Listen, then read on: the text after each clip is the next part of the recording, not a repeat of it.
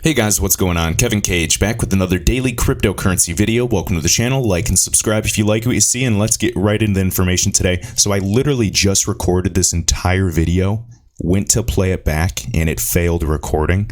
So this is going to be a little sloppy. I'm just going to go through it raw, uncut, one take. I apologize if you hear me sniffling. You get the deal. Hopefully I'm providing value for you guys. And again, guys, I do have that second channel pinned below in the comments. It's my second channel. I'm trying to get to 1,000 subscribers so I can potentially do some live streams there. It's going to be more so personal vlogs, philosophies, business tips, my failures, success, things of that nature. So if you care about my personal life, feel free to subscribe. If not, all good. So, okay. What I want to talk about really quick is I read an article this morning on, I think it was like on coil.com, and they're just talking about mobile phones in the 80s or cars, over 100 years ago. People thought they were not needed. Horses and carriages and all of that, they worked perfectly well. But cars today have literally transformed our world, and it didn't happen overnight. Remember, cars needed infrastructure. Tons and tons of infrastructure all over the world. So many markets were created around cars as well. Cars needed roads, which is so much construction, bridges. We needed gas stations. We need, sources of fuel and renewable energy, things of that nature. This is all similar. We have to draw the parallels to RippleNet today and why it's so exciting. We're building the infrastructure. There's compliance, there's laws, there's interoperability protocols between messaging standards, there's gateways and APIs that we need synced. There's liquidity and market makers that need to be incentivized. There's corridors that need to be lit. There's so many variables. I've learned so much the past few years, and it's just unbelievable, and the learning is never going to stop. And again, you can never have too much data, and eventually just have to pull the trigger. Do you want to invest? Do you not? It doesn't matter. It's ultimately up to you, and you're only responsible for your own success and failures. And if you're complaining of no price action in about 2 years, frankly, just get over it. None of this is financial advice. This is one man's opinion, so don't take it too seriously. But you should have better things to do with your time than complain on social media that life isn't fair. Too many of us are looking for instant gratification instead of keeping our head down and just working hard. The world, it literally owes me, it owes you, it owes us nothing. We either earn it. Personally, I fail, and then I win. Life isn't, nor will it ever be easy. Everyone has their own struggles, their personal issues, their own battles, their own different situation, and it doesn't have to determine your future. With that, you should also believe that you deserve good things to happen to you. And I know this sounds like a paradox, but again, it's true. How on earth will you ever accomplish your own goals if you do not have that conviction within yourself that it's possible? If you don't believe it's possible, you're not going to go after it. Now, the belief that something's possible is going to drive you to work harder, and mathematically, or at least it's going to increase the probability that it will or could happen. So enough rambling, here's the info. So I know I've talked about this before. This is a JP Morgan study.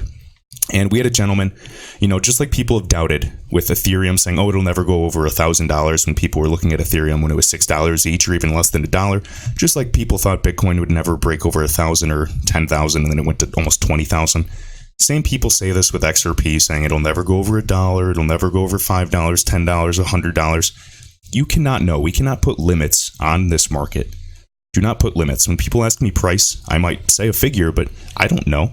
Nobody does. Not even David Schwartz himself. We just see the potential. So just know that. Don't be fooled by anybody on, a TA or even a YouTuber like myself. Nobody knows, but all I can talk about is the upside potential and try to speculate about an investment. So right here, there's a 50x multiplier. I've been talking about this since last year. Essentially, my point is that we do not need as much money in this market to pump the price of XRP upwards. So someone was saying that 10 billion is a lot for an XRP market cap. That's nothing. Right here, there was a large study done by JP Morgan which found that only a total of $6 billion, so this literally $6 billion net inflow was invested into crypto in total over the last 10 years because the market cap multiplier is around 50x. So for every $1 billion cash money that is invested into cryptocurrency, the total market cap rises by $50 billion. Even though there's not 50 billion liquid. If you wanted to take the money out, there's only 1 billion in that market. But because of all the order books and alignments, there's a multiplier effect and people value it at that. All right. So thus, the amount of money invested into crypto is only around $6 billion when the market cap was 300 billion. The total market cap for crypto, Bitcoin, Ethereum, XRP, all the altcoins, 300 billion.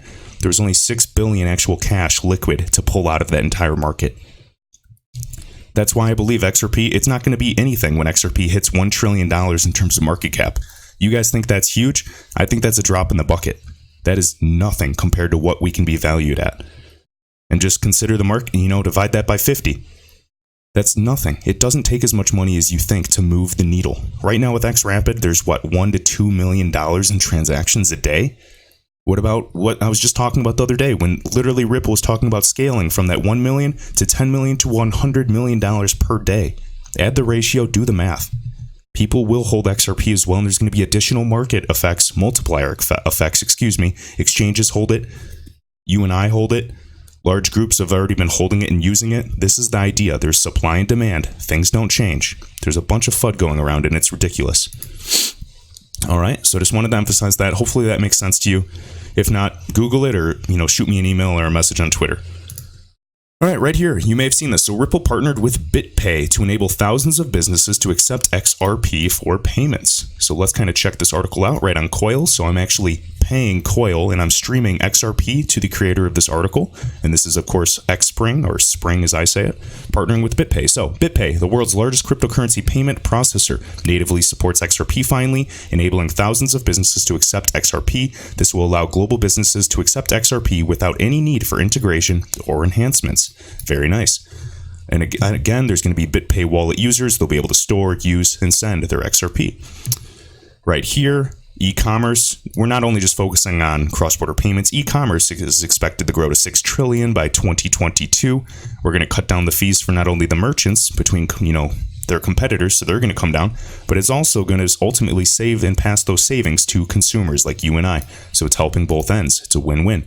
Again, customers or companies that are already accepting cryptocurrency with at least, Bitcoin per se, Microsoft, AT&T, Overstock, Mercado Libre, all these groups.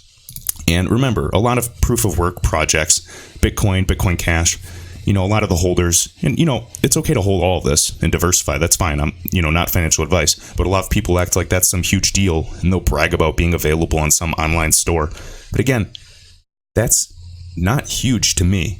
Again, this is just another drop in the bucket, another thing that we need to do to build infrastructure. XRP, I don't want to brag about just being available on an online store as a payment option. I want to brag about the fundamentals, superior technology, saving the most money, and being the fastest to transact and be scalable.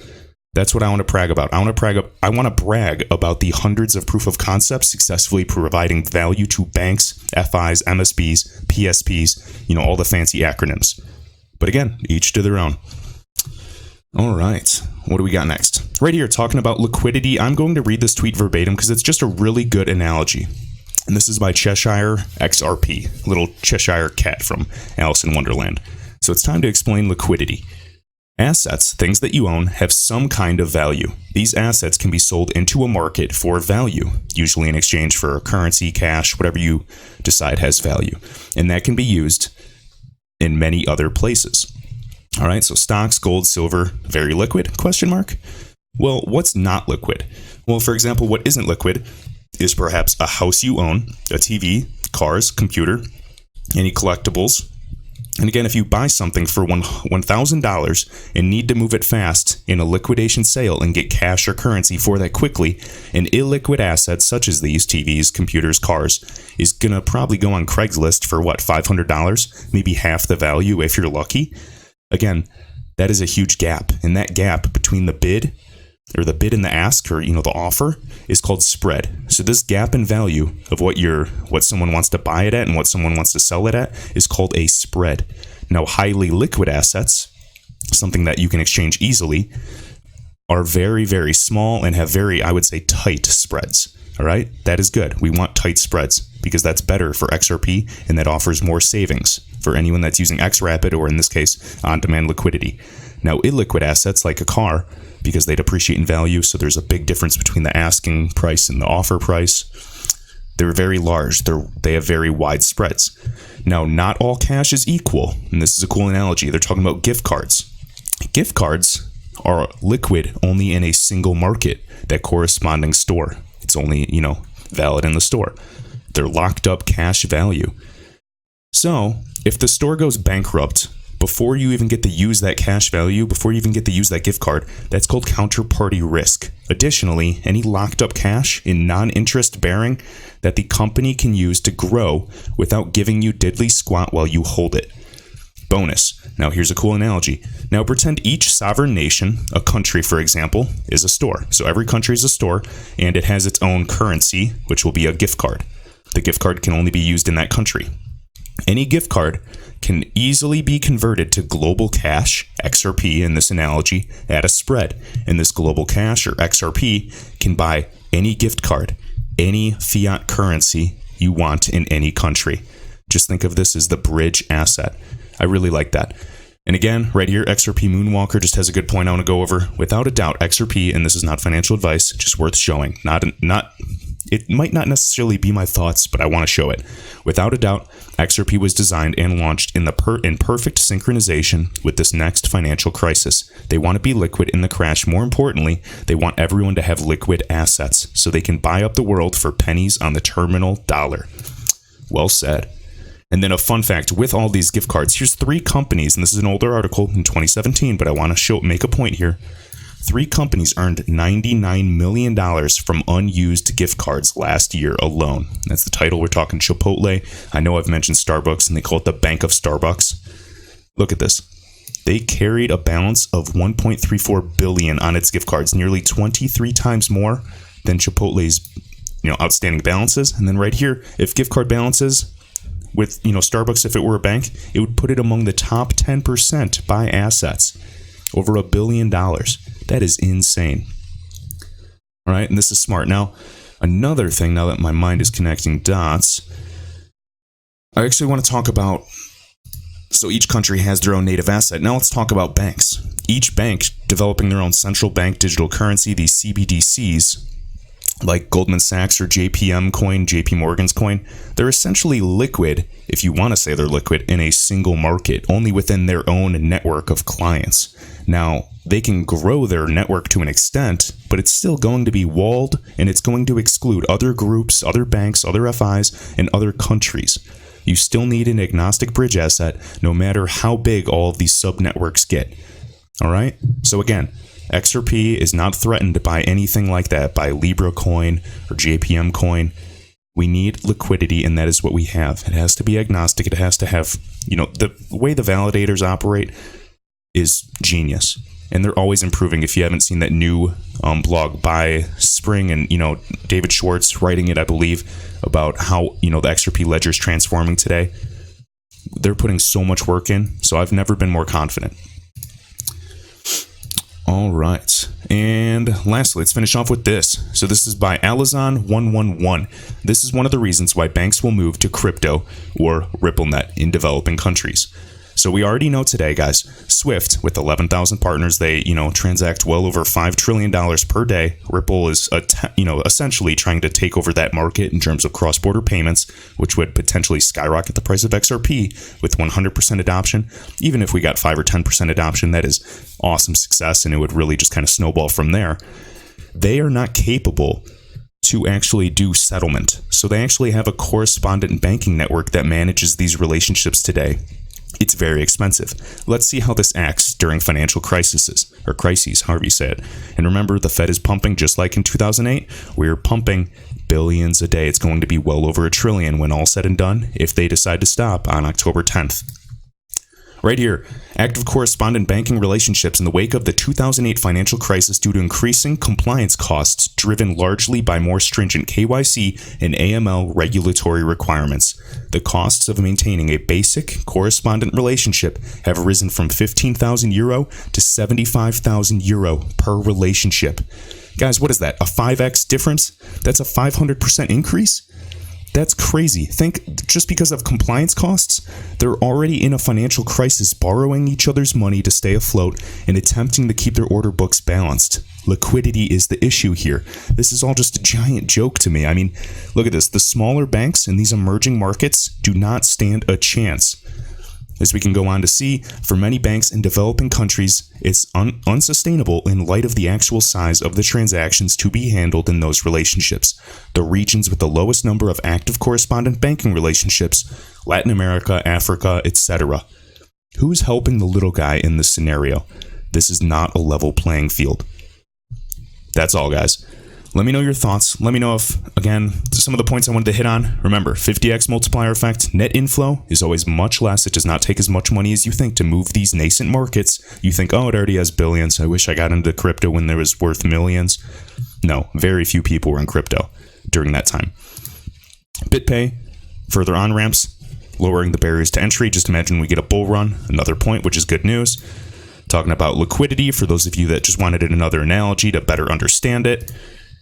And then really just the costs of correspondent banking relationships today. And remember, this is going to happen. And there's going to be costs that are increasing. There's inflation. Things, honestly, are getting pretty bad, economically speaking. And that's why me and a lot of other people, I listen to a lot of Greg Manarino's vlogs on YouTube, smart guy right off of Wall Street. He's talking about the market going nuclear at one point or another. And I'm keeping a close eye on it as well. Let me know your thoughts down below, guys. Hope you enjoyed, and I'll see you in the next one.